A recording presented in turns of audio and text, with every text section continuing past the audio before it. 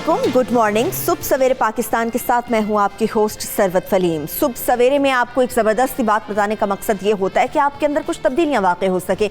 जैसे सुबह सवेरे पाकिस्तान में आज की हमारी अच्छी बात है समझदारी। समझदारी क्या है? बहुत सारे लोग जो कि नासमझ हैं मगर ख़ुद को बड़ा समझदार समझते हैं और गलत फैसले करते हैं। इसलिए कहते हैं कि कुछ भी फैसला करने से पहले उस पर गौर फिक्र किया जाए। अगर आप कुछ देर अपने आप को रिलैक्स करें और उन चीज़ों के बारे में सोचें जिनके बारे में आपको कुछ फैसला करना है, तो फिर आप यकीनी तौर पे समझदारी के साथ ही कोई भी फैसला अपने लिए कर सकते हैं। और बड़े लोग वो भी समझदार होते हैं जो दूसरों की गलतियों से बहुत कुछ सीख लेते हैं। और बेहतर ये होता है कि आप कुछ ऐसा काम करने जा रहे हैं और आपको पता है आपके आसपास ऐसे अशखास हैं या ऐसे अनासर मौजूद हैं जिन्होंने पहले भी वो काम किया और आप यकीनी तौर पर सीख जाते हैं कि ये काम करने से क्या गलती आप करने जा रहे हैं, या ये काम करेंगे तो ये गलत होगा या नहीं होगा, ये सही होगा। तो समझदारी यही होती है कि अपने आसपास के माहौल में आप एक नज़र दौड़ाएं और ख़ुद को फारिग औकात में कुछ वक्त दीजिए और अपने जहन पर बोझ डाले बगैर गौर व फिक्र कीजिए उस चीज़ों के या उन चीज़ों से मुताल्लिक जिनके बारे में आपको फ़ैसला करना है। तो हर फैसला समझदारी से कीजिए। अगर आप चंद लम्हात गौर व फिक्र के लिए रख लेंगे, चंद लम्हात उस काम को सरअंजाम देने के लिए अपने लिए रख लेंगे, अपने आप को रिलैक्स कर लेंगे, तो यकीनी तौर पर आप कोई भी फैसला करते हुए उसको समझदारी के साथ करेंगे। चलिए इस अच्छी बात के साथ ही सुबह सवेरे पाकिस्तान के इस एपिसोड को आगे बढ़ाते हैं और बात करते हैं उस मौसम की जिसने एक मरतबा फिर से आवाम के चेहरों पे गमो गुस्सा डाल दिया है। क्योंकि आजकल भी हम देख रहे हैं कि गर्मी फिर वैसे ही जोर पकड़ रही है। आपको स्वेटिंग होती है, कहीं भी बैठते हैं आपका पंखा नहीं चलता तो आपके बड़े बुरे हालात हो जाते हैं। एसी चलाना तो बड़ी दूर की बात है। और बहुत सारे एरियाज तो ऐसे हैं जहाँ पर लोड शेडिंग का बहुत ज़्यादा इशू होता है। तो चेक करते हैं कि आज मुल्क के मुख्तलिफ बड़े शहरों के मौसम की क्या सूरत हाल है। तो सबसे पहले रुक करते हैं लाहौर शहर का। तो मौसम आपके साथ शेयर कर लेते हैं। लाहौर में कम से कम दर्जा हरारत रहेगा 26 और ज़्यादा से ज़्यादा 33 हो सकता है।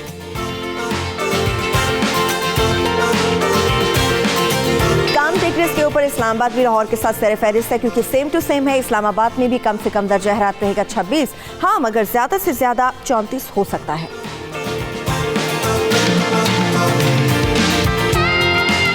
कराची में जो डिग्रीज में आपके साथ शेयर करने जा रही हूँ, हमारे नज़दीक तो वो डिग्रीज कुछ हाई होती है मगर कराची के अंदर चूंकि 24 आवर्स आपको हवाएं मिलती हैं तो इसलिए वहाँ पर ये अच्छा मौसम कंसिडर किया जाता है। कराची में कम से कम दर्जा हरारत रहेगा 28 और ज़्यादा से ज़्यादा 33 तक जा सकता है। पेशावर हालांकि बहुत दूर है कराची से मगर इसका मौसम भी कुछ मिलता जुलता है क्योंकि पेशावर में भी कम से कम डिग्री रहेगा 28 और ज़्यादा से ज़्यादा 37 होगा।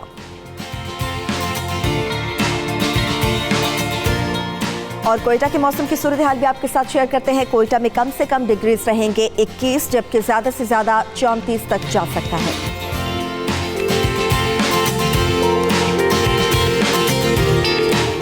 मौसम की जो सूरत हाल है वो तो हमने आपके साथ शेयर की। मौसम कितना भी सख्त हो, जब कोई बड़ा दिन होता है, बड़े काम को सरअंजाम देना होता है तो लोग बिना परवाह किए उस बड़े काम को सरअंजाम देते हैं। Definitely a very good and wonderful day उन तमाम लोगों के लिए जो कि कबायली अजला में रहते हैं और उनके लिए खुशी की बात यह है कि फ़र्स्ट टाइम ऐसा हुआ है कि केपी की असम्बली में पहली बार कबायली अजला में नुमाइंदगी देने के लिए 16 के करीब नशिस्तें हैं जहाँ पर इंतखाबात आज हो रहे हैं और ये पोलिंग शाम 5 बजे तक जारी रहेगी। यकीनी तौर पर इसका तमाम तर क्रेडिट हमारी अफवाज पाकिस्तान को जाता है जिनकी जानिब से बेशुमार जानें कुर्बान की गई हैं, शहादतें हुई हैं मगर कबायली अजला में अमन अमान को कायम कर दिया गया है। बड़ी तादाद में आज नफरी को भी तैनात किया गया है। फ़ौज के जवान भी इस वक्त तैनात है पोलिंग स्टेशन के बाहर।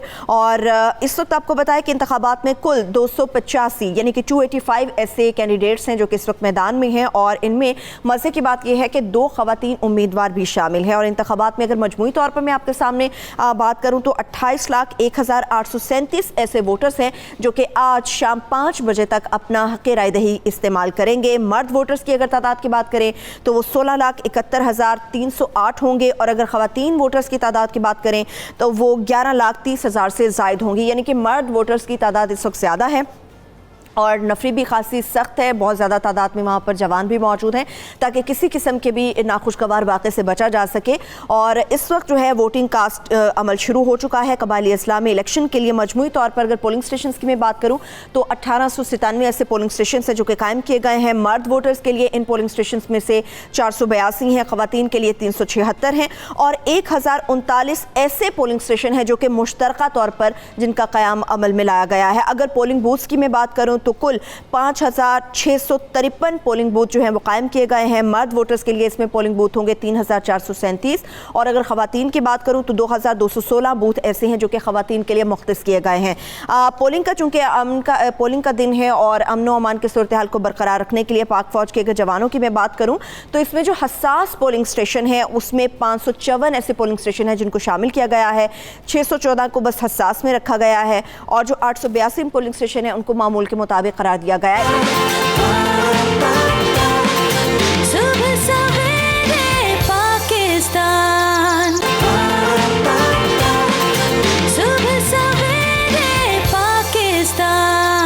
हमें टर्नआउट कैसा देखने को मिल सकता है या कितनी बड़ी तादाद में इस वक्त कबायली अजला की आवाम वहाँ पर मौजूद है जो कि अपना आज वोट कास्ट करेगी। हमारे नुमाइंदे शुमाली वज़ीरिस्तान से हमारे साथ मौजूद होंगे ज़ीशान काकखेल, उनसे बात करते हैं। ज़ीशान, यकीनी तौर पे बहुत बड़ा दिन है और तमाम तर क्रेडिट हमारी अफवाज पाकिस्तान को जाता है और इसके साथ साथ PTI की काविशों को भी जाता है। इस वक्त जो पोलिंग जारी है इसमें आप क्या देख रहे हैं, माहौल कैसा है, वहाँ पे हमें सिक्योरिटी की क्या सूरत हाल नज़र आ रही है और लोग मर्द ख़वातीन कितनी बड़ी तादाद में अपने घरों से निकल कर आ रहे हैं और वोट कास्ट कर रहे हैं? पहले तो गुड मॉर्निंग।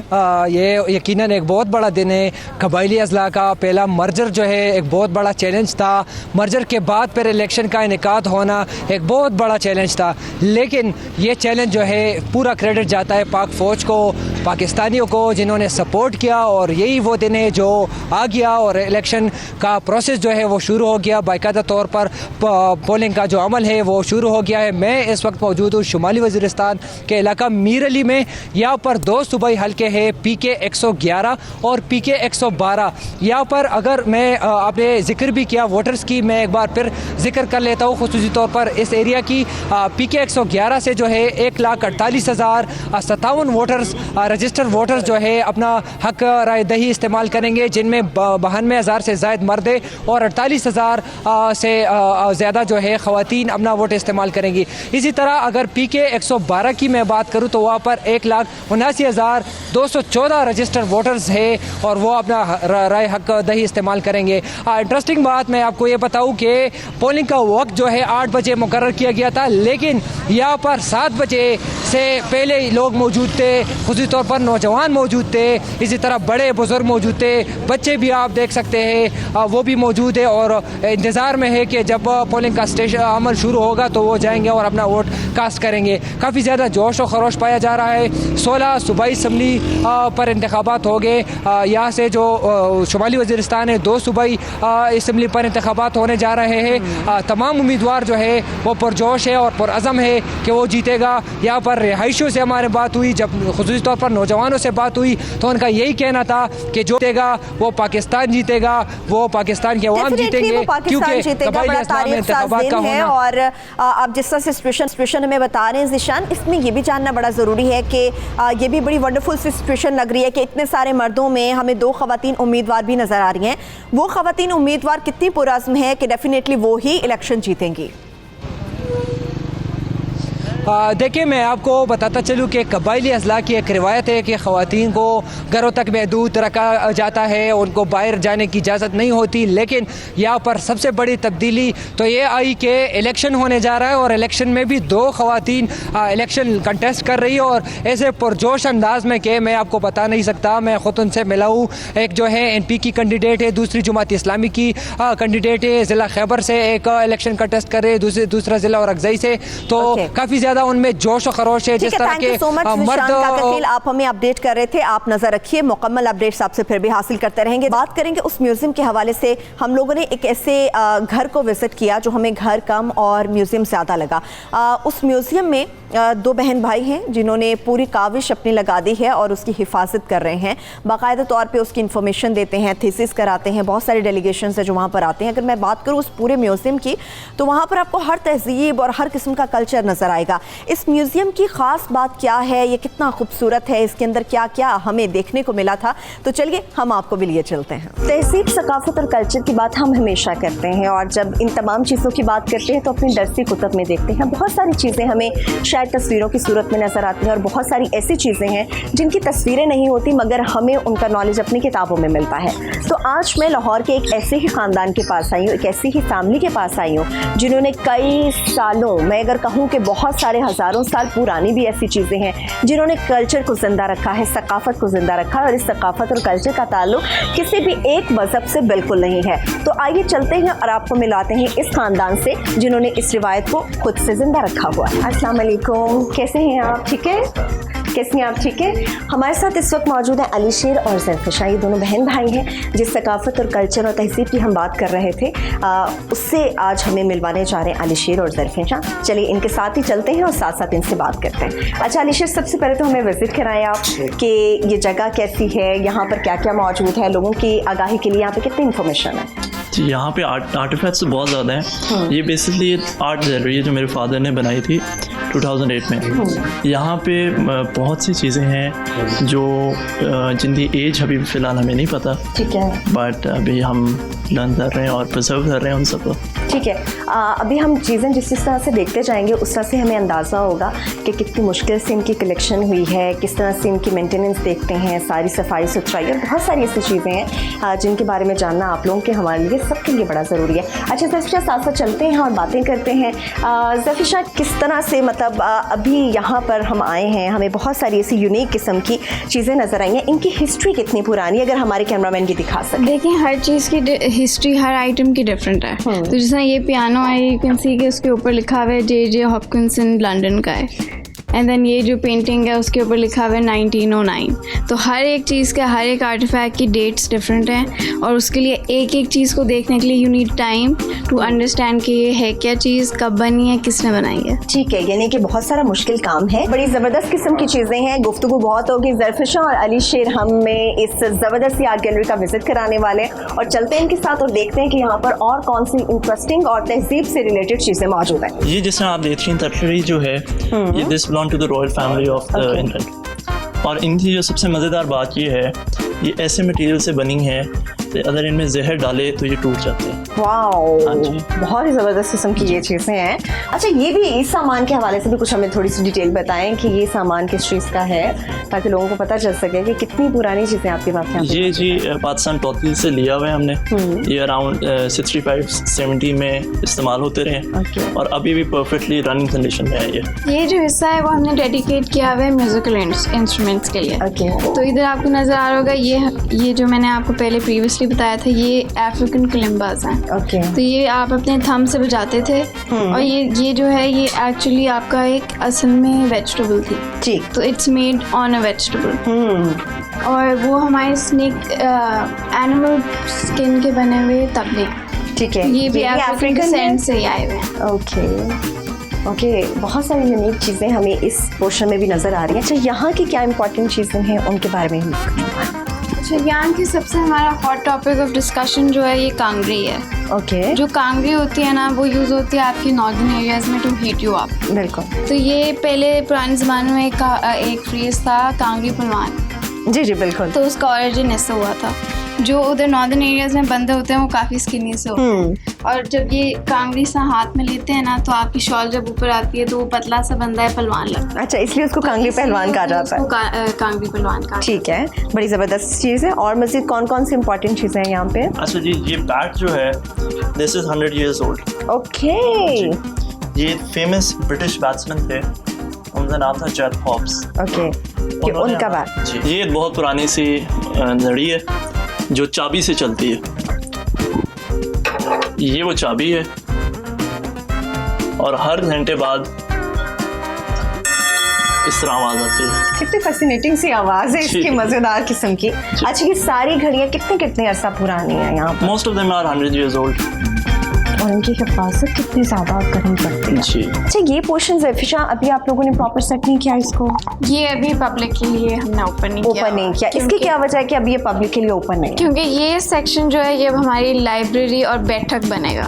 ओके। तो इधर आके स्टूडेंट्स और वैसे भी लोग आके बैठेंगे and then we'll have discussion. अच्छा, बहुत सारे नौजवान जो थीसिस करना चाहते हैं उनके लिए क्या प्रोसीजर होता है? जो लोग यहाँ पर आते हैं, कुछ यूनिवर्सिटीज़ वगैरह के स्टूडेंट्स वगैरह, उनका थीसिस किस तरह से होता अब हमारा एक जो नया इनिशिएटिव है वो है एक बैठक का। ठीक है। तो जो बैठक होगी वो आपकी एक सॉर्ट ऑफ चिल स्पेस होगी। ओके। तो आप बैठ सकते हैं, आप किताबें पढ़ सकते हैं, आप चीज़ें देख सकते हैं, आर्टिफैक्ट्स देख सकते हैं और उधर ही बैठ के रिसर्च कर सकते हैं। रिसर्च कर सकते हैं और इन्फॉर्मेशन के लिए आप दोनों बहन भाई भी मौजूद हैं। अच्छा, कि मैं देख रही हूँ बड़ी कलेक्शन आपने यहाँ पे स्त्रियों की रखी है, कितनी पुरानी है, और यहाँ पे बड़ी मजेदार किस्म की चारपाई भी पड़ी हुई है जो नजर आ रही है। जो स्त्रियाँ हैं ये स्त्रियाँ आपको डिफरेंट साइजेस की पता चल रही हैं और डिफरेंट स्टाइल्स की पता चल रही हैं। ये सबसे ज्यादा इंटरेस्टिंग मुझे लग रहा है। ये जो है ये सारी चलती तो कोयले से हैं, लेकिन जो ये वाली है जिनका ये स्टाइल है, इसका मतलब है कि जैसे स्टीम आपकी निकलती ठीक है, और कोयला इसके अंदर जाएगा? हाँ, अब यू कैन सी कि इसके अंदर कोई स्टीम का आउटलेट नहीं है, बट इसके अंदर है। तो ये भी एक एवोल्यूशन थी इन मैकेनिक्स। ठीक है। इसमें सबसे पुरानी अगर बात करें तो सबसे पुरानी यहाँ पे स्त्री कौन सी पड़ी हुई है जो हमें नजर आ जाए कि भाई ये सबसे पुराना आर्टिकल है यहाँ पे? सबसे पुराना आर्टिकल वैसे तो सभी मुझे लग रहा है कि बहुत ही पुरानी है, बहुत ही ज्यादा पुरानी। सबसे one of the most oldest कह सकते हैं। ठीक है, वो नज़र भी मुझे आ रही है, उसके हैंडल वगैरह को सारी चीज़ें। अच्छा, ये इसको उठाना कितना मुश्किल है? ये तो बहुत ज़्यादा हैवी, अब तो स्त्रियाँ बहुत ही ज़्यादा लाइट वेट आ गई हैं, लेकिन ये बहुत ज़्यादा हैवी है। बहुत हैवी है भाई, इसको उठाना जो है ना बहुत मुश्किल काम है। अच्छा, मैं इसको उठा सकती हूँ वैसे, लेकिन ये वैसे उससे भी ज़्यादा भारी है। ये उससे भी ज़्यादा भारी है। हाँ, चलिए देखें ज़रा, चेक करेंगे मैं शायद। हाँ, ये लाइट वेट है, ये लाइट वेट है। ये जितनी छोटी है उतनी ज़्यादा हैवी भी है। अगर ये सारी कलेक्शन तो बहुत ही ज़बरदस्त है। अच्छा, अगर हम कोई एक मैसेज लेना चाहें उन नौजवानों के लिए, उन फैमिलीज़ के लिए जहाँ पे विज़िट करना चाहते हैं या वाकई आपकी तरह ऐसे ही इंटरेस्ट रखते हैं इन सारी चीज़ों में, उनके लिए कोई एनी मैसेज जो आप देना चाहें? बस मैसेज ये है कि आएँ, विज़िट करें। हाँ। हम भी सीखें, वो भी सीखें। ठीक है, मगर एहतियात करें, चीज़ों की हिफाजत करें। चीज़ों को छूने से हमने छू लिया क्योंकि हमारे साथ ज़ैफिशा अलीशा मौजूद है, मगर आप इनको छूने से थोड़ा सा अवॉइड करें। चलिए ठीक है, thank you so much Alisha, thank you so much Zaifisha, आप लोगों से मिलकर बहुत अच्छा लगा। वो तमाम लोग जो यहाँ पर आना चाहते हैं ज़रूर आएँ, शौक़ से आएँ। बहुत सारी ऐसी इन्फॉर्मेशन है जो यहाँ से वो लेकर जा सकते हैं, अपने थीसिस कर सकते हैं, मगर चीज़ों को अवॉइड करें, छूने से एहतियात करें ताकि चीज़ें ये ख़राब ना हो सकें। हज़ारों साल पुरानी भी यहाँ पर आपको चीज़ें मिलेंगी, मुख्तलिफ़ तहज़ीब की भी चीज़ें मिलेंगी, मुख्तलिफ़ किस्म की सकाफ़त भी मिलेगी। सुबह सवेरे पाकिस्तान, सुबह सवेरे पाकिस्तान।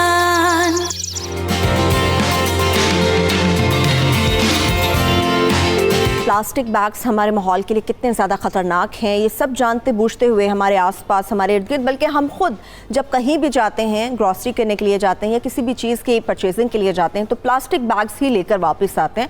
हम इस पर जितना भी क्रिटिसाइज़ कर लें, मगर हमारे पास सेकंड ऑप्शन मौजूद नहीं होता। शायद इसी वजह से हम इसका इस्तेमाल करते हैं, मगर प्लास्टिक बैग्स हमारे लिए बेहद ख़तरनाक हैं।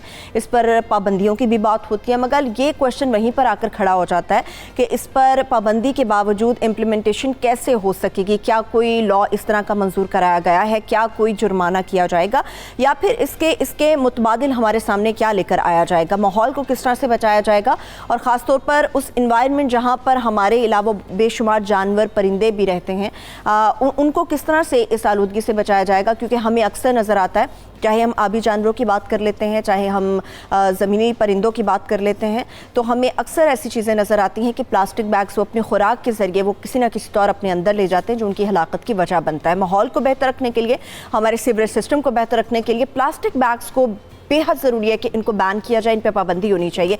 अभी कुछ अर्सा पहले आपने देखा होगा वादी हुंसा में इस चीज़ के ऊपर पाबंदी लग गई है और मैं खुद हुंसा गई थी। वहाँ पर आपको शायद कोई ज़र्रा नज़र आता हो, आपको कि कहीं पर कोई ज़र्रा नज़र आ जाए, वरना वहाँ पर इस हद तक खूबसूरती, इसके साथ साथ सफाई सुथराई और प्लास्टिक बैग्स बिल्कुल भी वहाँ पर यूज़ नहीं किए जाते।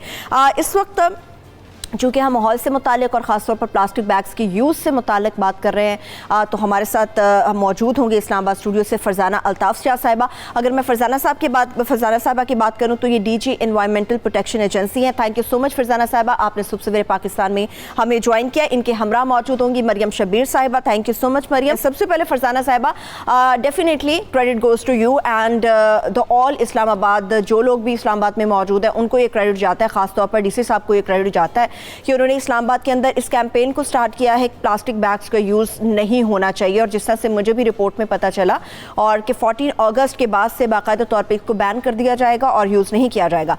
लेकिन सवाल ये है कि कई ऐसे फैसले होते हैं और हुकूमती फैसलों को अवाम, हम सब लोग, शायद हम लोग भी उसमें शामिल हैं, हम लोग भी उसको हवा में उड़ा देते हैं, मजाक समझ लेते हैं। इस फैसले के ऊपर आप लोग किस तरह से इम्प्लीमेंटेशन करवाएंगे? सबसे अहम बात मैं ये कहना चाहूँगी, जिन शहरों में, जिन इलाकों में हम रह रहे हैं वहाँ पे उनका बहुत सारा कर्ज है हमारे ऊपर। हमें ये देखना चाहिए कि जहाँ, जिस शहर में, जिस इलाके में रह के हम अपने बहुत सारे हकूक़ की मुतालबा करते हैं, तो हम अपना फ़र्ज़ कौन सा अदा कर रहे हैं। तो इन तमाम फ़राइज़ में एक सबसे अहम फ़र्ज़ है अपने शहरों को, अपने गाँव को, अपने गलियों को, अपने मुल्क को साफ़ रखना। तो इस वक्त जो प्लास्टिक बैग की बात कर रहे हैं, और अगेन मैं ये कहूँगी कि आपके प्रोग्राम के तवसत से इस वक्त ये बहुत सारे हमारे व्यूअर्स ये प्रोग्राम देख रहे होंगे, और ख़ास तौर पे ख़वातीन जो कि एक बहुत अहम किरदार अदा कर सकती हैं इस मुहिम में हमारे साथ और इस कानून को इम्प्लीमेंट करने में। तो मेन ये जो कानून बनाया गया था 2013 में हमारा पहला कानून बना था ऑक्सो बायोडिग्रेडेबल का, लेकिन उसके बहुत ज़्यादा नुकसानात भी हैं। तो उस वजह से ऐसा कोई कानून चाहिए था जिसकी हम अमल दरामद कर सकें। इस्लामाबाद शहर जो 906 स्क्वायर किलोमीटर पे मुहित है और इसकी आबादी तकरीबन, जो प्लान किया गया था ये शहर, ये 4 से 6 लाख की आबादी के लिए था, लेकिन इस वक्त इसकी आबादी तकरीबन 20 लाख से ऊपर हो चुकी है। बिल्कुल 2 गुना से इतनी तेज़ी से बढ़ती हुई आबादी के एक दारुल खिलाफे में बहुत ज़्यादा हो चुकी है। और अगर इस शहर को भी हम सही तौर पे मैनेज नहीं कर सकते तो बाकी शहरों में तो कवानीन नाफिज करना बहुत ही मुश्किल है, जहाँ की आबादी में बहुत सारे दूसरे मसाइल भी दरपेश हैं। और ख़ास तौर पे एजुकेशन लेवल की हम बात करें, वहाँ के लोगों का वर्किंग सेटअप की बात करें, वहाँ के लोगों की अवेयरनेस की बात करें, Islamabad is the capital of the city. तो इसलिए हमारे मिनिस्ट्री ऑफ क्लाइमेट चेंज ने, हमारे एडवाइज़र साहब और मौजूदा हुकूमत का जो इस वक्त क्लीन एंड ग्रीन मूवमेंट है, ख़ास तौर पे कि क्लीन को ग्रीन से भी पहले रखा गया है कि पहले साफ़ करो उसके बाद सरसब्ज़ करो। तो उस सारे प्रोग्राम को देखते हुए गुज़िश्ता 6 माह से ज़्यादा अरसे से हम इस कानून पे काम कर रहे थे कि इसको कैसे इम्प्लीमेंट किया जाए, क्योंकि कानून बना देना सिर्फ अदारों का काम नहीं है, उसका सही तौर पे इम्प्लीमेंटेशन करना और इफेक्टिव इम्प्लीमेंटेशन, ये हम उसको किस हद तक आगे अपने अवाम में ले जा सकते हैं। तो इस पे काम करते हुए अगर इस वक्त इस्लामाबाद की मार्केट्स में जाके या आप पब्लिक को, जैसे मीडिया वाले जाके करते हैं, आप किसी एक लेमैन से भी क्वेश्चन करें तो वो ये ज़रूर कहेंगे जी कि हम प्लास्टिक बैग नहीं इस्तेमाल करना चाहते। तो ये एक अवेयरनेस का लेवल है जो काफ़ी अरसे से हम क्रिएट कर रहे थे। और अब इसमें यह है कि कानून है क्या, थोड़ा सा मैं आपके प्रोग्राम के तवज्जो से ही बताना चाहूँगी कि सबसे पहले है कोई चीज़ बनाना, उसका ट्रेड करना, उसका इकट्ठा करना, स्टोर करना, उसको हैंडल करना, उसका सेल करना, और आखिर में आ जाता है इस्तेमाल करने वाला। सो सारे लेवल्स पे हमने ये कानून अपना इम्प्लीमेंट करना है। इसमें बहुत सारे दूसरे क्वेश्चन, शॉपिंग बैग है क्या, या ये प्लास्टिक थैला है क्या, तो इसको भी इस कानून के तहत हमने डिफ़ाइन कर दिया गया है कि इससे मुराद क्या है। एक बड़ा अच्छा क्वेश्चन पूछा जाता है जी कि इसका आप मुतबादल क्या दे रहे हैं। हाँ, इस पे बात करते हैं फरजाना साहिबा। मरियम भी चूंकि हमारे साथ है, जिनके साथ मिलके हम, हाँ, मुतबादल के इसका ऑल्टरनेट हमारे पास क्या हो सकता है, इस माहौल को बेहतर करने के लिए मरियम की तरफ चलेंगे। मगर मरियम पे जाने से पहले हमारे रेगुलर कॉलर हैं याह्या साहब, उनसे बात कर रहे थे। जी याह्या, बात कीजिए। वालेकुम सलाम, सरवत कैसी हैं आप? अल्हम्दुलिल्लाह, बात कीजिए। आपके दोनों मौजूद मेहमानों को सलाम। बात ही कि ये बड़ा पुराना मसला है, और ये बात ही कि देखें आप, इस्लामाबाद में पाबंदी, कराची में कई दफ़ा पाबंदी लगी है, लोगों के जुर्माने की बड़ी मुहिम चलाई, लेकिन ये सारा काम सरबत एडहॉकिज्म बेसिस पे होता है। हाँ। यानी फॉर द टाइम बिंग होता है, उसके बाद जो वही सिलसिला शुरू हो जाता है। इसके लिए तो बहुत मैसिव कंपेन चलाने की जरूरत है, बहुत जबरदस्त मैसिव कंपेन चलाने की जरूरत है। सबको देखें, अवेयरनेस की जहां तक बात है, मुझे भी अवेयरनेस है, सबको अवेयरनेस है, लेकिन क्यों अगर मुझे भी कहेंगी तो हो सकता है मैं भी प्लास्टिक बैग बाहर फेंक रहा हूँ। उससे खतरनाक बात है जो प्लास्टिक बैग जलाते हैं लोग, जो कचरे के अंदर जलाते हैं, इससे कितनी खतरनाक एनवायरमेंट में, मतलब एनवायरमेंट का खराब होता है। ये तो ये बात, मेरा जो सवाल ये है इन दोनों मेरी बहनों से कि देखें आज आपने पाबंदी लगाई, चंद दिन तक उसके असरात आए। ये प्लास्टिक बैग तो इतना बड़ा है कि हर, और मुझे तो ये समझ में नहीं आता कि एक प्लास्टिक एक तो थैली में आपको चीज दी, उसके अंदर एक थैली और डाल दी, थैली पे थैली, और ये इतना बढ़ता जा रहा है। अननेसेसरी यूजेज है भाई, दुनिया भर में पेपर बैग यूज होते हैं, आप इंट्रोड्यूस कराएं। आप ये होगा सख्त इम्प्लीमेंटेशन से और अवेयरनेस क्रिएट करना। अब बल्कि मैं कह रहा हूँ अवेयरनेस है, मैं Sarwat I can tell you everybody knows कि हमारे नाले नदी सब बंद हो चुके हैं कराची के, आप यकीन करें सब ब्लॉक हो चुका है प्लास्टिक बैग के। इसको आप strict implementation by force, by hook और बाय क्रूक ये करना पड़ेगा। Thank you. ठीक है, थैंक यू सो मच याजा। मुझे तो खुद एक्सपीरियंस है, कराची में कई साल मैंने गुजारे और वहाँ का सबसे बड़ा जो प्रॉब्लम है ना वो ये प्लास्टिक बैग्स ही हैं। प्लास्टिक बैग्स इतनी बड़ी तादाद में आप वहाँ पे नजर आते हैं कि सीवरेज का निज़ाम मुकम्मल तबाह हो चुका है। ज़रा सी बूंदें गिरती हैं और पूरा कराची ऐसे होता है जैसे डूब गया। अभी बात करते हैं मरियम से। मरियम, जिस तरह से अभी हमारे कॉलर हैं याजा, उन्होंने भी बात की है कि आपको बड़ी सख्त पाबंदियां लगानी होंगी, बड़ा सख्ती से इम्प्लीमेंटेशन कराना होगा, मगर क्वेश्चन ये आता है जब हम कहीं भी जाते हैं तो हम किसी भी चीज़ की परचेजिंग के लिए जाते हैं तो हम एक प्लास्टिक बैग्स के अंदर ही वो चीज़ वापस की जाती है, दे दी जाती है, या फिर उस प्लास्टिक बैग के ऊपर हमारी ये डिमांड होती है कि भाई मुझे एक और थैली में डाल दो कहीं ये थैली फट ना जाए। वो हम डबल पे डबल थैलियाँ ले रहे होते हैं, लेकिन हमारे पास इसको ऑल्टरनेट क्या है? लोग पूछते हैं कि व्हाट इज़ ऑल्टरनेट। हमारे पास ऑल्टरनेट तो कुछ भी नहीं है, तो हमें प्लास्टिक बैग्स को यूज़ करना होगा। देखें, सबसे पहली बात ये है कि ऑल्टरनेट की सारे लोग बात करते हैं। इसमें सारे लोग तो खैर मैं नहीं कहूँगी, जो चंद तबके शोर मचा रहे हैं वो बात करते हैं। तो मैं उनसे ये पूछना चाहती हूँ कि क्या जो हमारे दादा दादी नाना नानी मार्केट्स में जाया करते थे, ग्रॉसरी लेने जाया करते थे, क्या उनके पास जब प्लास्टिक बैग नहीं वो यूज़ करते थे तो क्या वो नहीं ग्रॉसरी लाते थे या वो डबल डबल नहीं करते थे? उनके पास वो निटेड थैलियाँ होती थी जिनको लेके जाते थे, उनको बार बार रीयूज़ करते थे। तो फरजाना साहिबा भी इस बात की तायद करेंगे कि मिनिस्ट्री ने अभी इनिशियली बिगन करने के लिए जस्ट वो काफ़ी सारे कपड़े के बैग उन्होंने बनाए हुए हैं, जूट के बैग्स भी मार्केट में डिस्कशन हो रही है कि जूट के बैग भी बनाए जा सकते हैं, पेपर बैग बनाए जा सकते हैं। तो उनकी वजह से वो इनिशियली तो काफ़ी ज़्यादा मुफ्त में डिस्ट्रीब्यूट करेंगे, लेकिन इस तरह के ऑल्टरनेट्स ऑलरेडी मौजूद हैं, इसमें कोई इतनी प्रॉब्लम वाली बात नहीं है। जहाँ तक बात है कि हमें आदत है जो रेपिटेटिवली बहुत सारे लोगों को यूज़ करने की, और उसका रीज़न ये है कि हमें वो बहुत रेडिली अवेलेबल हैं और बड़े सस्ते मिलते हैं और हमें कैरी करने में आसानी होती है। तो इस वजह से तो मेरा ख्याल है जो इस्लामाबाद से क्रैकडाउन मिनिस्ट्री और ये इनकी EPA डिपार्टमेंट स्टार्ट करने वाला होगा, तो उससे चंद लोगों को जब फाइन होगा तो बाकी लोग खुद ब खुद जो है वो कंप्लायंस के लॉ के कंप्लायंस के लिए जो है वो ऑल्टरनेट की तरफ मूव करना शुरू कर देंगे। सुबह सवेरे पाकिस्तान, सुबह सवेरे पाकिस्तान। फरजाना साहब, जिस तरह से ऑल्टरनेट की हम बात कर रहे हैं और 14 अगस्त तक आपकी तरफ से कैंपेन भी चलाई जाएगी, जिस तरह आपने भी बताया, उसके बाद सख्ती की जाएगी इम्प्लीमेंटेशन की। लेकिन अगर हम इस्लामाबाद को देखते हैं, एक तो मेरा क्वेश्चन ये है कि पूरे मुल्क में इसका दायराकार किस तरह से बढ़ाया जाएगा? क्या इसके लिए आप लोगों के पास कोई प्लान मौजूद है? दीगर सूबों की जो एजेंसीज हैं उनको आप लोगों ने इन्वॉल्व किया है अपने इस कैंपेन के अंदर? और दूसरा, इस्लामाबाद के अंदर हमें ताकतवर तबका सबसे ज़्यादा नज़र आता है, आप किस तरह से उनको फ़ाइन करेंगे और फ़ाइन की सूरत हाल क्या होगी, उसकी लिमिट्स क्या होंगी, ये भी आप हमारे साथ शेयर कीजिए।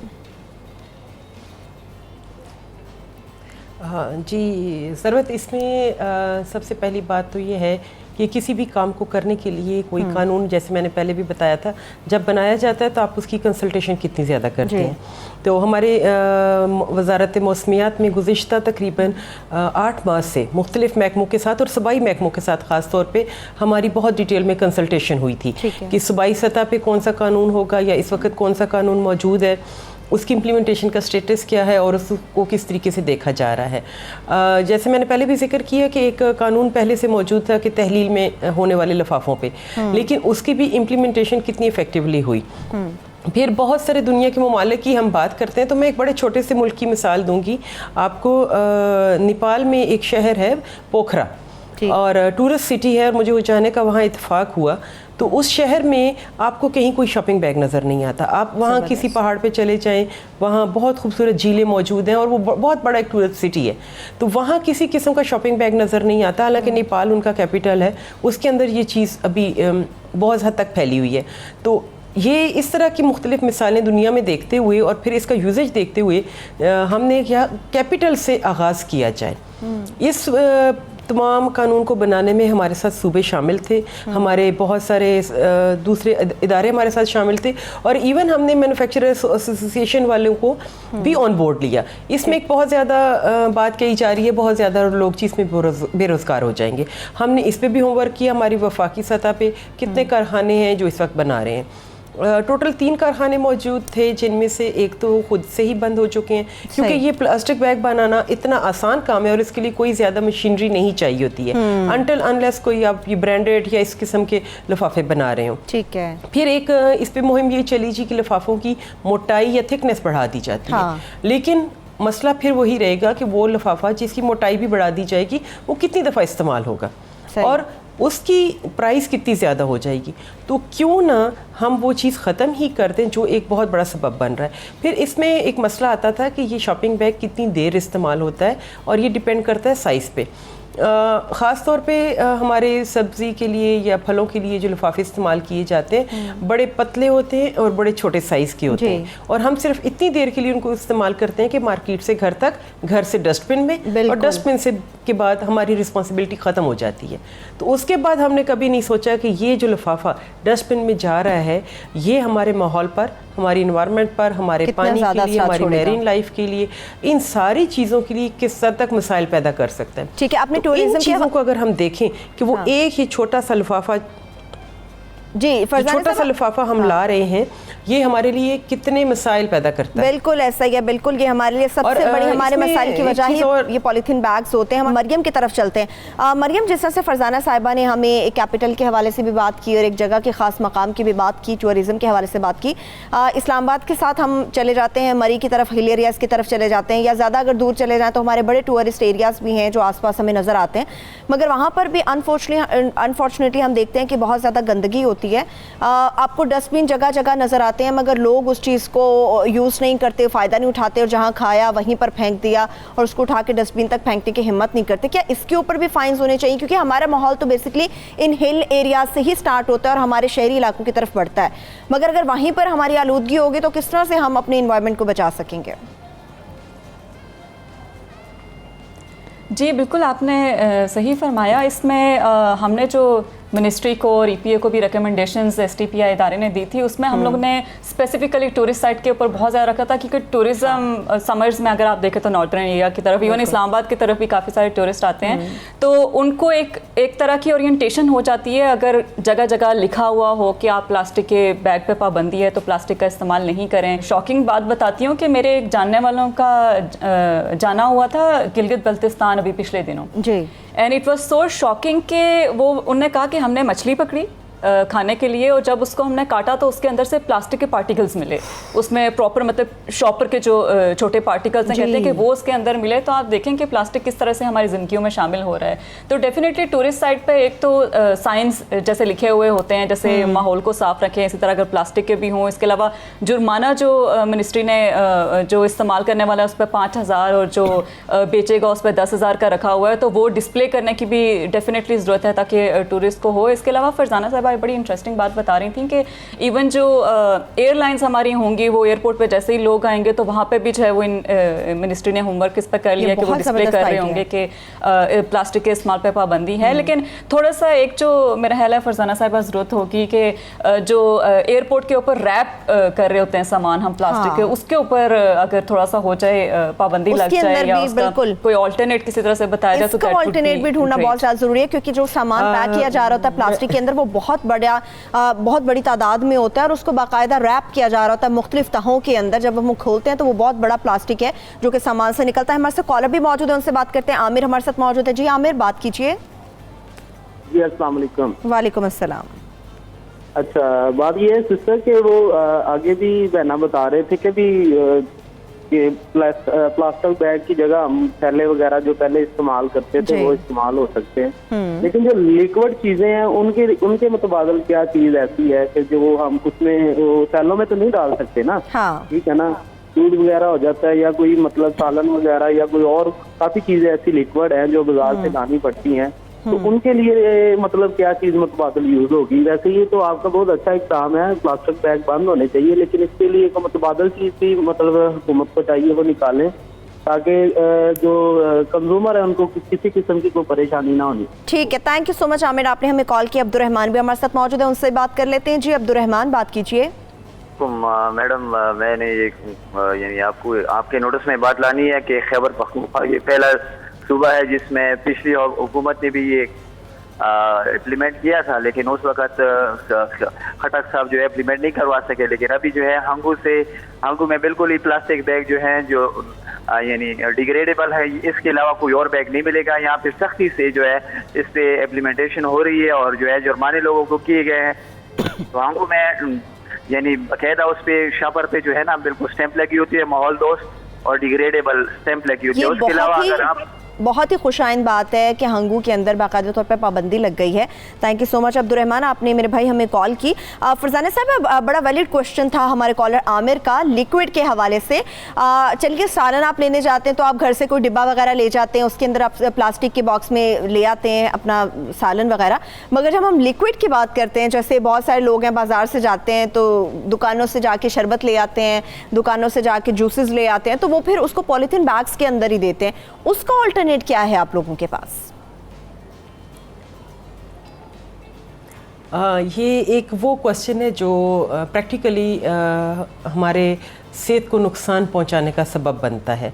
ख़ास तौर पे यही चीज़ है जो हम रियलाइज़ नहीं कर सकते। इवन ठंडे मशरूबात क्या हम इन प्लास्टिक की थैलियों में गर्म सालन और इस किस्म की चीज़ें डाल के लाते हैं। हाँ। और हमें नहीं पता होता कि वो जो प्लास्टिक की थैली जिसमें ये हम चीज़ ला रहे हैं वो बनी हुई किस मटेरियल से, क्या वो किसी रिसाइकल्ड मटेरियल से बनी हुई है या ओरिजिनल रॉ मटेरियल से बनी हुई है।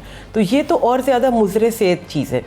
तो इसके लिए जो हम मुहिम का भी आगाज़ कर भी चुके हैं और करते भी रहते हैं साथ साथ कि आप थोड़ा सा हमें एहसास करने की ज़रूरत है अपनी सेहत के लिए और अपनी आइंदा आने वाली नस्लों के लिए। बहुत शुक्रिया, thank you so much Farzana साहबा, आपने घर से निकल रहे हैं। ठीक है, बहुत शुक्रिया आपका फरजाना साहबा, वक्त की चूंकि कमी है, थैंक यू सो मच, आपने सुबह सवेरे पाकिस्तान के लिए वक्त निकाला। मरियम, आपका भी बेहद शुक्रिया कि आप भी सुबह सवेरे पाकिस्तान के लिए तशरीफ़ लेके आई।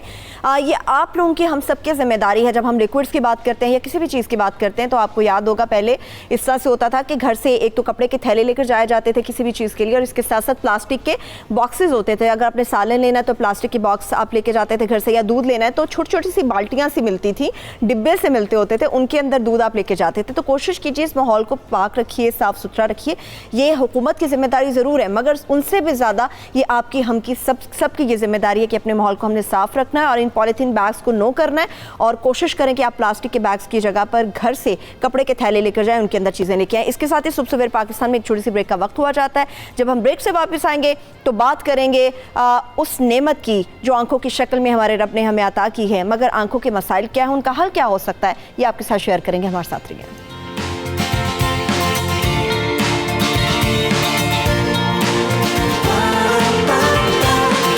सुबह सवेरे पाकिस्तान, सुबह सवेरे पाकिस्तान।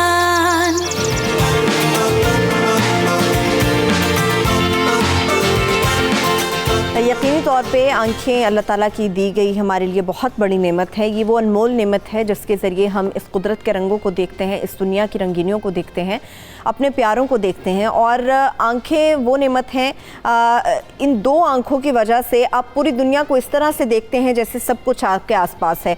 जिन लोगों के पास बिनाई नहीं है या वो इस नेमत से महरूम है, उनको अंदाज़ा होता है कि दो आंखें आपके लिए कितनी अनमोल होती हैं। मगर इन आंखों की हिफाजत कितनी ज़रूरी होती है, क्या इन दो आंखों की हिफाजत हम उस तरह से करते हैं जिस तरह से हमें करनी चाहिए? बहुत सारे ऐसे मसाइल हैं जो कि आंखों से रिलेटेड होते हैं।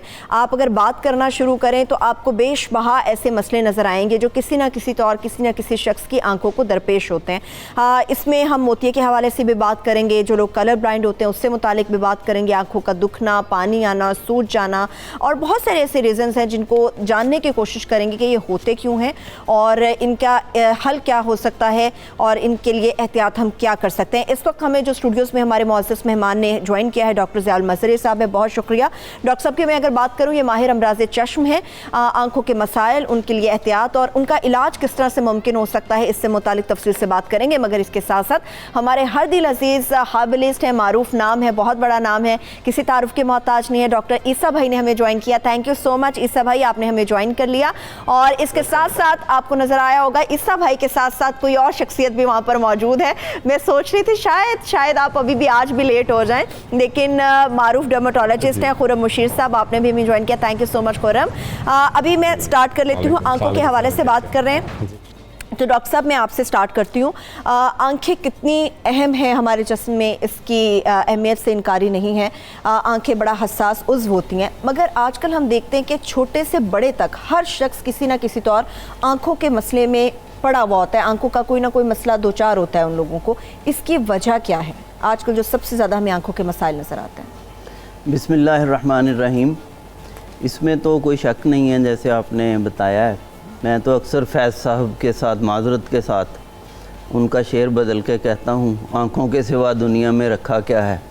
उन्होंने कहा था तेरी आँखों के सिवा, तो हाँ। तेरी को हज़फ कर दें तो आँखों के सिवा दुनिया में रखा क्या है।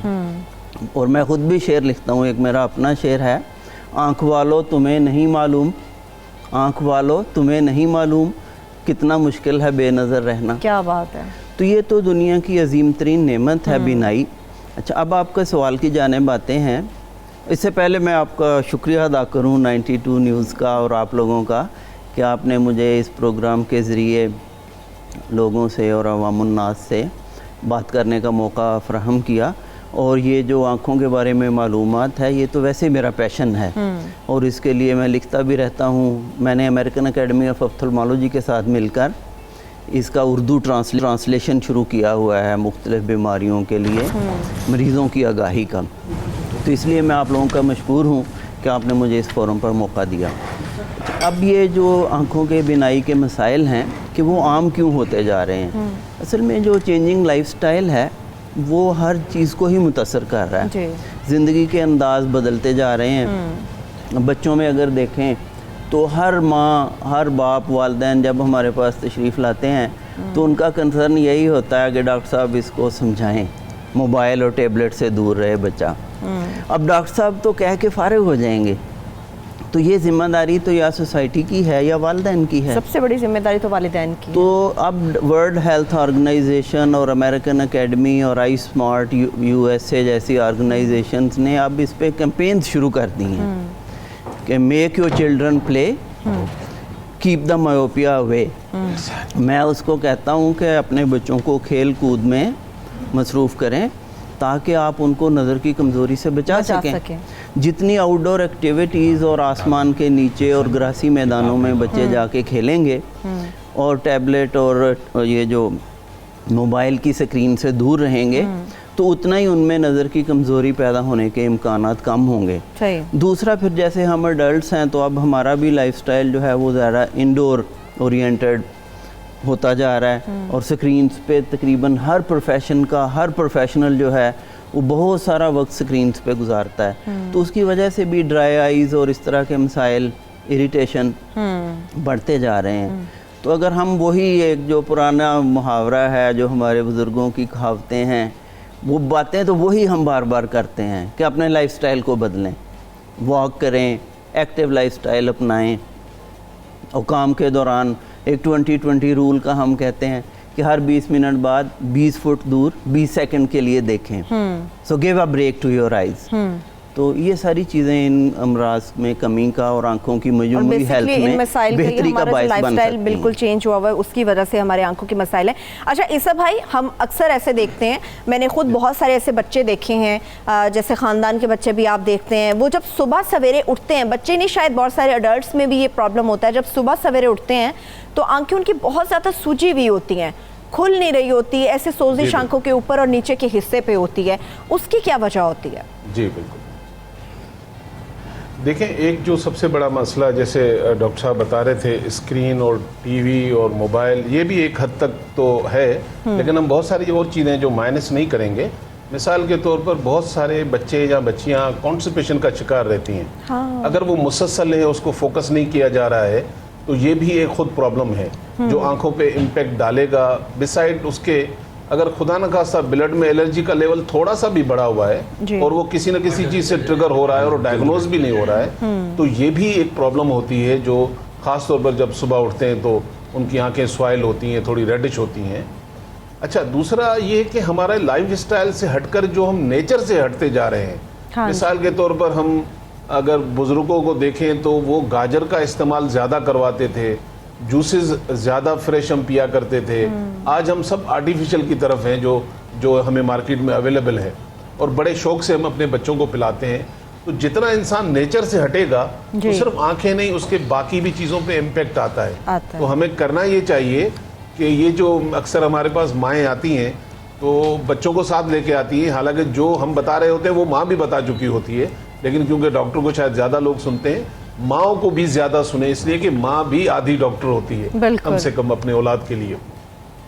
तो दूसरा ये कि एक जो आजकल सबसे बड़ी प्रॉब्लम मैंने देखी है अपने क्लिनिक में भी, छोटे छोटे बच्चे हैं, 5 साल उम्र है, 6 साल उम्र है, ग्लासेस भी लगे हुए हैं, साथ में माशाल्लाह ग्लासेस से महंगा मोबाइल भी हाथ में है। हाँ। तो माँ कहती है डॉक्टर साहब इन्हें समझाएं, देखें ये मोबाइल पे सारा दिन खेलता है। मैंने कहा मेरी बेटी, मेरा बच्चा, ये बच्चा जो आपका अभी 5 साल का है, 3 महीने का था जब गोद से उतर के इसने मोबाइल खरीदा था। बेसिकली दिलाया तो उसको आपने ही, कि वो जो चंद घंटे रोता है बजाय उसके कि आप उसको किसी और तरीके से बहलाएं।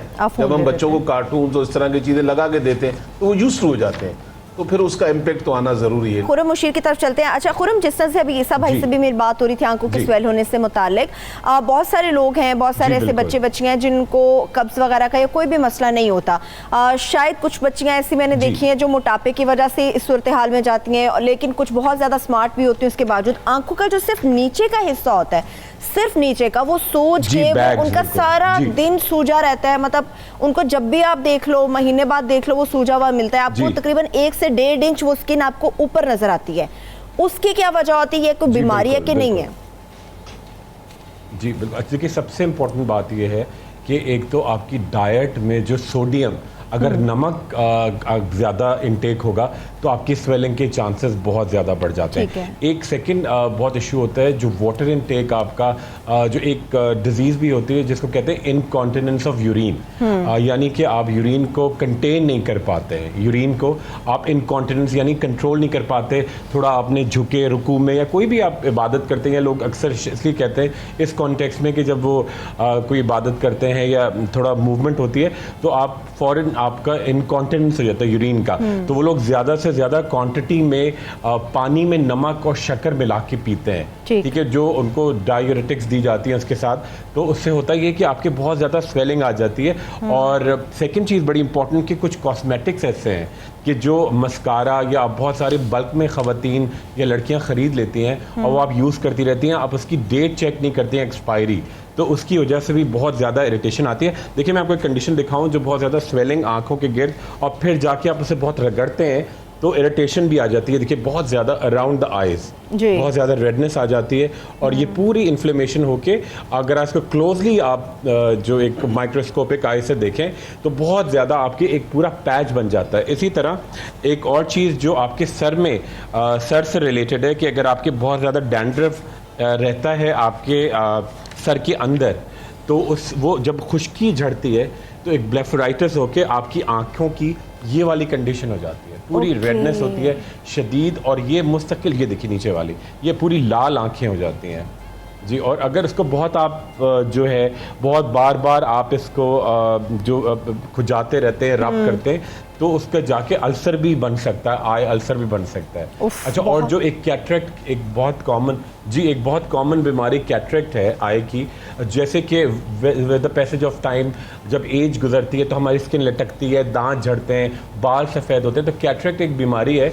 With the passage of time जब आप एक बड़ी उम्र में जाते हैं तो आपको डेफिनेटली कैटरेक्ट होता है, और ये कोई ख़तरनाक चीज़ नहीं है, मगर ये एग्रीवेट हो जाता है अगर आपकी डाइट में मिनरल्स ऐसे ना हो, जो अच्छे एसेंशियल मिनरल्स ना हो। जैसे कि आंवला, हमारे यहाँ लोगों को पता ही नहीं है कि बालों में तेल तो लगाते हैं, आंवला अगर आप खाएंगे बहुत अच्छी बड़ी उसके साथ नट्स के साथ, तो आप देखें कि बहुत जल्दी आपकी आइज़ जो है वो बहुत फ्रेश रहेंगी। गाजर, स्पिनच, ये सब चीज़ें तो हम खाते हैं, मगर आंवले का मैं आज आपको एक बड़ी ज़बरदस्त चीज़ बताऊंगा। और सेकंड में छोटी सी बात कि अगर आप एक्सरसाइज ऐसी करें जहां आप लेट के नीचे करें, जहां आपका blood circulation towards your head हो, तो उससे बहुत ज़्यादा आपकी आंखें मजबूत होती हैं। और एक मैं बहुत यंग लड़की मेरे पास आई, मैं उसको बताया था, वो पोछा भी लगाती है, उसको आइज़ थोड़ी वीक थी, तो अब उसने पोछा लगाने से अनीका को उसकी आंखें बहुत स्ट्रांग हो गई हैं। और डाइट अच्छी हो, पोछा लगाएं, ऐसी एक्सरसाइज करें कि जो आपका सर्कुलेशन ब्लड का सर की तरफ हो, तो आपकी आंखों बहुत डेफिनेटली। सुबह सवेरे पाकिस्तान, सुबह सवेरे पाकिस्तान। कुछ लोग कहते हैं आंखों में मोतिया है, कुछ कहते हैं पट्ठों की कमजोरी है, रात को भी वो डार्क किस्म के ग्लासेस लगा के ड्राइव करते हैं, मगर जब वो टेढ़ा देखते हैं तो ही उन्हें सीधी चीज नजर आती है कि सामने से क्या आ रहा है। अगर सामने से देखते हैं तो वो रिफ्लेक्ट नहीं कर पाते। तो वो बेचारी बहन पूछना चाह रही थी अपने भाई के लिए वो क्या करें। देखें, पहले तो बीमारी को डायग्नोज होना बहुत ज़रूरी होता है। जिस तरह काला मोतिया है या आँखों के, और एक जो अहम चीज़ होती है जो पेशेंट अमूमन नहीं जानते हैं कि बेसिकली पैदाइशी तौर पर हम कोई आँखों वाले जो हैं वो ज़्यादातर अगर आप नोट करें, क्योंकि ये ज़्यादा किताबों में चीज़ें नहीं हैं लेकिन कुरान में मौजूद हैं, हम पैदाइशी तौर पर तो अंधे होते ही हैं। क्योंकि जब आप अपने कमरे में हो और लाइट भी मौजूद हो और अचानक लाइट चली जाए तो आप हाथ फैला रहे होते हैं कि कहीं कोना वोना नहीं लग जाए, जबकि आंखें वही होती हैं। लाइट से क्या ताल्लुक, पता चला कि हमारी आंखें रिफ्लेक्ट करती हैं, बाहर से रोशनी उठाकर वो रिफ्लेक्ट करती हैं। तो हमारी एक वेन जो आंखों को सप्लाई करती है, जब उसमें प्रेशर का लेवल थोड़ा सा बढ़ जाए और सप्लाई का रुकना शुरू हो जाए तो फिर वो एरिया जो डिस्टर्ब होना शुरू हो जाता है तो वो बीनाई में लोग चले जाते हैं और सर्टेन टाइम उनको एक एरिया डैमेज होता है तो एक एरिया से नजर आता है। अच्छा, जिस तरह के मेरे और डॉक्टर साहब हैं और भाई ने कहा कि नाकाबिले इलाज है, उनकी हद तक तो सही है, लेकिन मैं कम से कम ऐसी चीज़ों से इसलिए एग्री नहीं होता हूँ कि बहुत सारी मेडिकल में बीमारियां ऐसी हैं जो लाइलाज हैं। डॉक्टर साहब आपके पास सामने बैठे हुए, छोटी सी बीमारी जो कराची में आम है जिसको हम एलर्जी कहते हैं, अभी तक दुनिया में बताएं कौन सी मेडिसिन है जो एलर्जी को खत्म कर सकती है? नहीं है, रिलीव कर सकती है, लेकिन अल्लाह ताला ने 5 चीजें ऐसी उतारी है जिससे एलर्जी 2-2.5 साल में खत्म हो जाती है। इस तरह हर बीमारी काबिल इलाज है और इसका जिक्र मिलता है हमें सही बुखारी की जिल्द नंबर 7 में हदीस नंबर 5678 में। अल्लाह ताला कहते हैं मैं नहीं उतारूंगा जमीन पर उस बीमारी को जब तक उसका इलाज मौजूद न हो। नॉलेज नहीं होती, हम मार खा जाते हैं क्योंकि इस तरफ तो हमारी तवज्जो नहीं है। तो ऐसे लोगों के लिए जो समझते हैं कि ये आंखों की प्रॉब्लम और नाकाबिले इलाज है, मैं आसान सा तरीका बता देता हूँ। मेरे पास आएंगे तो 12,000 रुपये का खर्चा है, आप घर में कर लीजिए तो आपको मुफ्त में पड़ जाएगा। गाजर का जूस 1 गिलास निकालें, गाजर का जूस 1 गिलास निकालें और ये सौंफ का ऑयल खुद निकलवाएं। सौंफ ले जाकर अपना घाने से जो ऑयल निकलता है मैनुअल तरीके से, उसका ऑयल निकलवा कर रोजाना बेसिस पर 1 गिलास के अंदर आपने 4-5 ड्रॉप सौंफ के ऑयल निकले हुए को डालना है और डेली बेसिस पे पीना है। और ख़ास तौर पर अगर कोई ब्लड प्रेशर का पेशेंट है तो अपने ब्लड प्रेशर को वो मॉनिटर करता रहे कि वो ट्रिगर ना हो, क्योंकि बहुत सारे लोगों का ब्लड प्रेशर जब अचानक ट्रिगर होता है तो आपको पता है वो सबसे पहले हमला या तो हार्ट पे करता है या आंख पे भी करता है। तो हमें इन चीज़ों को मेंटेन करना चाहिए। तो अल्लाह ताला ने चाहा इससे उनके भाई को भी आराम आएगा और बहुत सारे लोग जो सुन रहे होंगे उनको भी आएगा। एंड सेकेंडली, ये जो नज़र का कम होना मैं बता रहा था, आस्ता आस्ता आस्ता आस्ता आपके ग्लासेस के नंबर बढ़ते रहते हैं। ऐसे लोगों को क्या करना चाहिए, अपने घर में क्या बनाना चाहिए? और इनकी मैंने उम्र बताई थी, ये 5 से 50 साल के जो बच्चे और बच्चियां उन पे काम करता है। इसके लिए हमने लेना है सौंफ। ठीक। अच्छा, सौंफ आप लेंगे 25 ग्राम, उसके बाद सूखा धनिया आप लेंगे 10 ग्राम। ये मैं एक रेसिपी बता रहा हूं, अपने पास नोट कर लीजिएगा। जीरा हमने लेना है सफ़ेद 25 ग्राम। ठीक। काली मिर्च जो है हमने लेनी है इसमें 15 ग्राम। और मगज़े बादाम यानी कि ये जो बादाम हैं ये भी हमने लेने हैं 150 ग्राम। 150 ग्राम बादाम लेना है। अगर आप शुगर के पेशेंट नहीं है तो हस्बे जायका आप शुगर इसमें ऐड कर लें, क्योंकि बच्चे थोड़ा सा मीठा पसंद करते हैं। तो आप इस चीज़ों को ग्राइंड कर कर जितना बनाना चाहें आप बनाकर एक जार में रख लें और इसका दिन में 2 दफ़ा इस्तेमाल करें, सुबह शाम। मैं चीज़ें बता देता हूँ। सौंफ 25 ग्राम मैंने बताई है, सूखा धनिया मैंने आपको 10 ग्राम बताया है, सॉरी 10 ग्राम, और ज़ीरा सफ़ेद 25 ग्राम बताया है, काली मिर्च 15 ग्राम बताई है, मगज़ बादाम 150 ग्राम बताया है, और शुगर हस्बे ज़ायका इसका पाउडर करा लें। और इसको सुबह शाम अगर चाहें तो दूध के साथ ज़्यादा बेटर है, नहीं तो पानी के साथ। अल्लाह ताला ने चाहा हर 4 महीने के बाद इनके नंबर गिरना शुरू हो जाएंगे, और एक वक्त आएगा 1.5 साल के बाद ग्लासेस को आप खुदाफिज कह देंगे, और ये उम्र होनी चाहिए 5 से 50 साल वाले बच्चों के लिए। ब्रेक से वापस आएंगे। और भी बहुत सारी ऐसे मसाइल और बीमारियां हैं जो कि आंखों से रिलेटेड हैं। अगर आप भी ऐसी किसी बीमारी से दो चार हैं तो आप भी हमें इस ब्रेक के बाद कॉल कर सकते हैं और अपने मसले का हल जान सकते हैं। अभी ब्रेक की तरफ बढ़ते हैं, ब्रेक से वापस आके यहीं से कंटिन्यू करेंगे।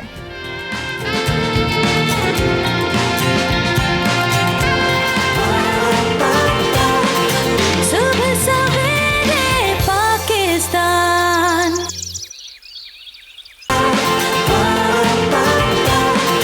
सुबह सवेरे पाकिस्तान।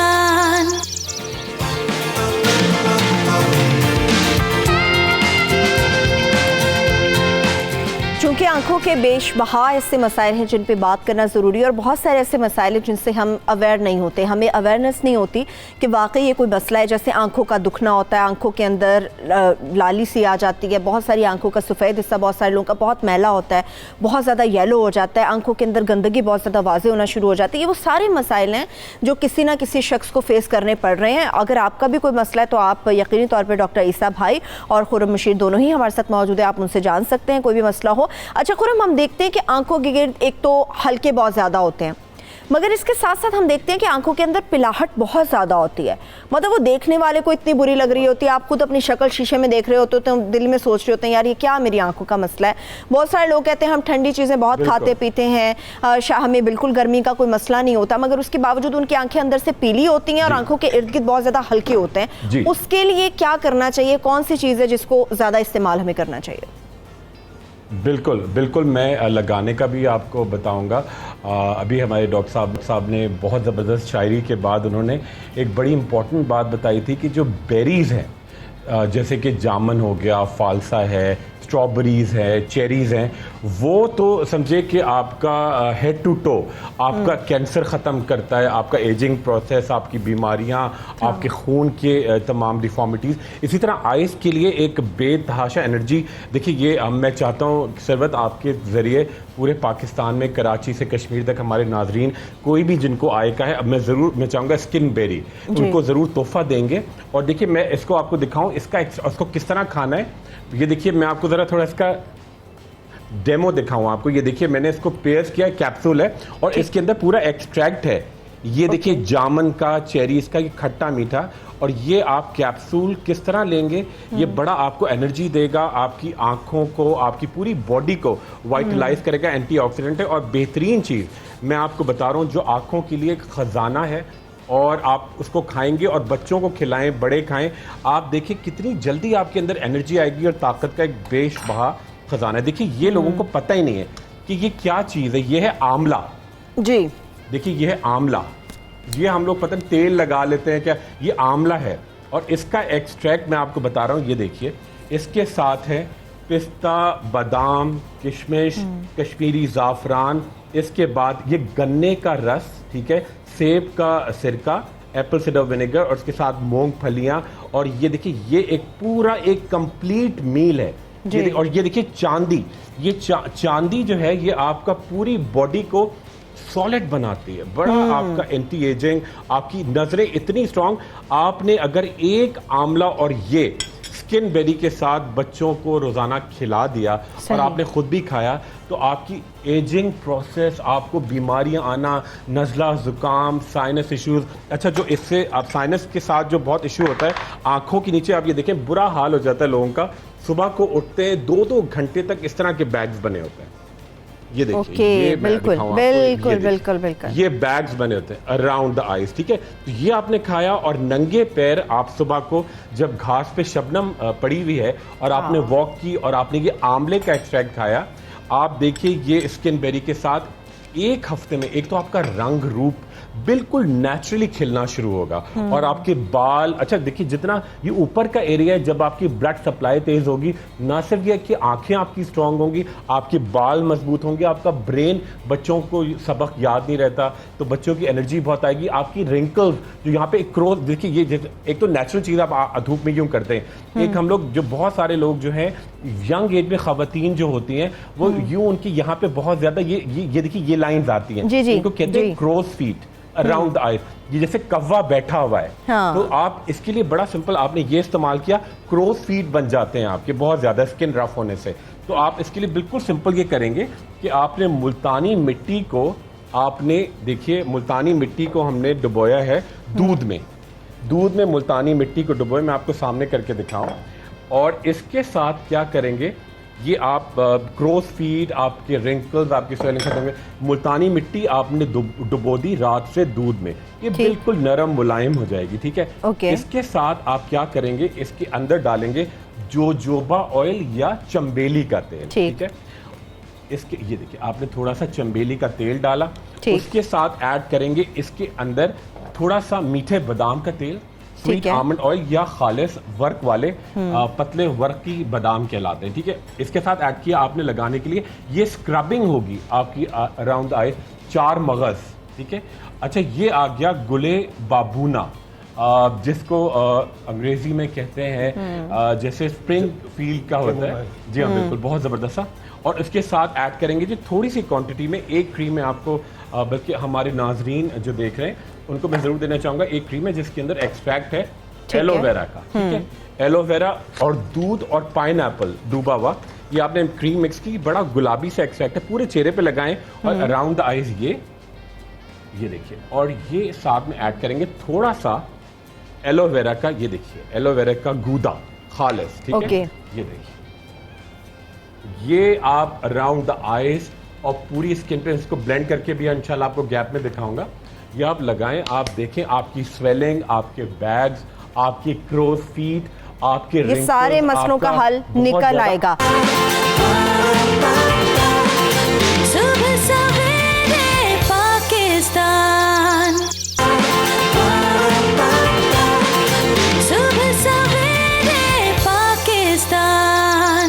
कहते हैं कि जी आंखें दुखनी अगर किसी की आई हुई हो तो उसकी तरफ देखना नहीं चाहिए, देखने वाले शख्स की भी आंखें दुखना शुरू हो जाती हैं, इसका भी कोई हल हमें बताएं आप। वायरल हो तो वो इम्पेक्ट करता है, अदरवाइज ये लगने वाली बीमारी नहीं होती है बिसाइड वायरल के। लेकिन ये जिनकी आंखें दुखती हैं जी और सुबह को आंखें खुलती नहीं हैं और साथ में डार्क सर्कल भी हैं, मैं इन सब के लिए बता रहा हूँ। इन्होंने क्या करना है कि 1 गिलास गर्म दूध लेना है, ठीक, और 1 गिलास गर्म दूध में इन्होंने आधी चाय की चमची इलायची जो घर में छोटी होती है उसका पाउडर ऐड करना है, ठीक। एक तो ये इनटेक करेंगे डेली बेसिस पर, और साथ में 3 चीज़ें जहन में रखिएगा। ये वैसे जो हमारी अम्माएं दादियाँ उनको पता है, इसको त्रिपला कहते हैं, जिसमें आंवला है, छोटी हड़ है, बहेड़ है, पीली हड़ कहते हैं। ये तीनों हड़ का पाउडर बना लें, हम वज़न ले लें, तीनों हड़, जिसमें काली हड़ छोटी हड़ भी कहलाती है, आंवला भी ले लें और साथ में बहेड़ भी ले लें, ठीक। ये तीनों चीज़ों का पाउडर बनाकर आधी चमची सुबह शाम इस्तेमाल करें और साथ में 1 गिलास दूध पिएं।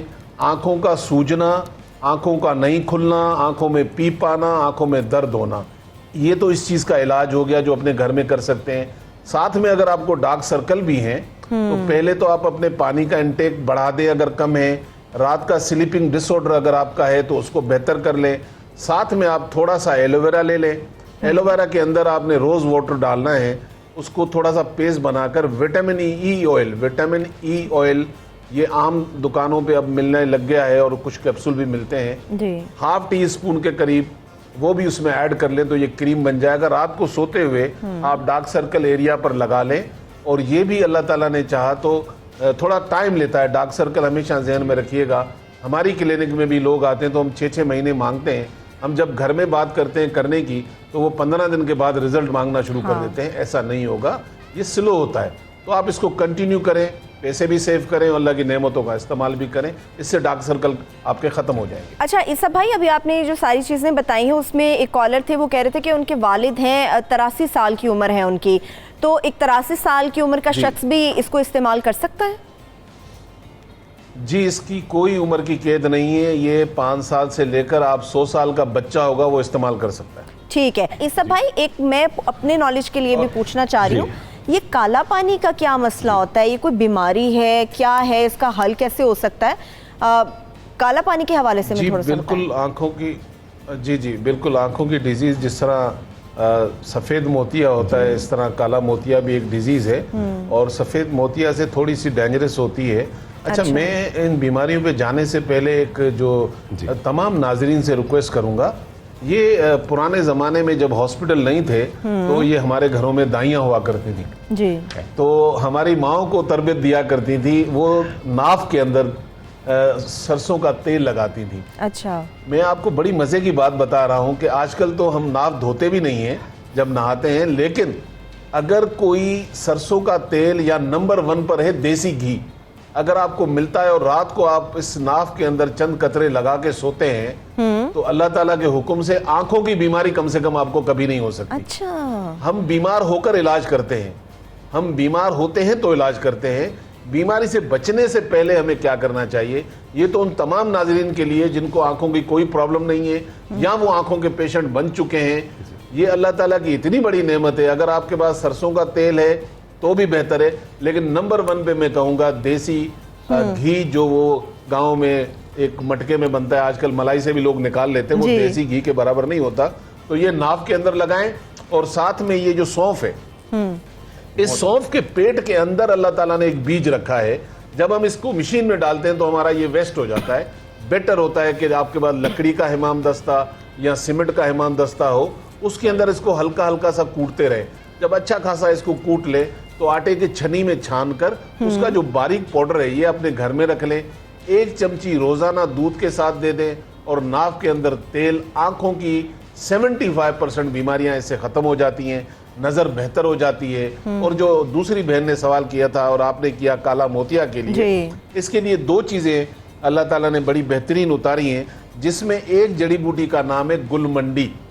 ये सफेद दाना होता है गोल सा। गुलमंडी आप ले लेंगे 20 ग्राम और इसमें आप डालेंगे अगेन उससे कुद्दूस 20 ग्राम। ये 2 चीजें काला मोतिया का बेहतरीन इलाज है। अगर कोई सर्जरी कराना चाह रहा है तो वो अच्छी बात है, अगर वो नहीं कराना चाहता किसी वजह से तो इन दोनों चीजों का इस्तेमाल मुसलसल करें, इससे काला मोतिया खत्म हो जाता है। काला मोतिया ख़त्म हो जाता है। अच्छा, आंखों का पूरे दिन के अगर आराम की बात करते हैं, जैसे आजकल तो हम खुरम बहुत ज़्यादा यूज़ करते हैं, मोबाइल फ़ोन, टैबलेट्स वगैरह, बहुत सारे ऐसे मसाइल हैं जिनका हल कहते हैं कि आंखों को आराम दीजिए, आंखों को स्क्रीन से दूर रखिए। बहुत सारे बच्चे हैं वो टीवी के ऊपर जुड़ के, मैं तो कहती हूँ पता नहीं मोबाइल के अंदर चले जाते हैं या टीवी के अंदर चले जाते हैं, वो इस तरह से बैठे हुए होते हैं।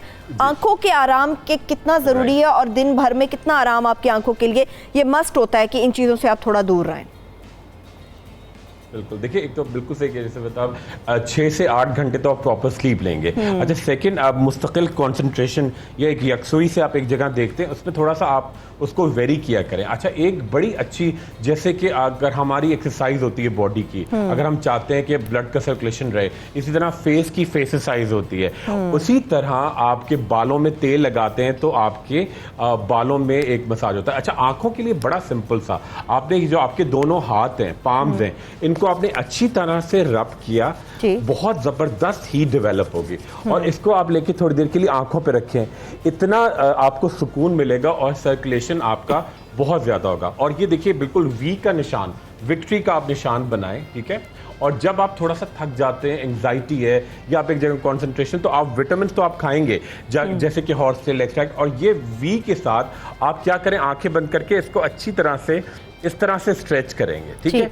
और ये आपने किया तो एक तो आपको बहुत जल्दी आपका खून का दौरान अराउंड योर आईज होगा, ठीक है, आपके फोरहेड की तरफ होगा।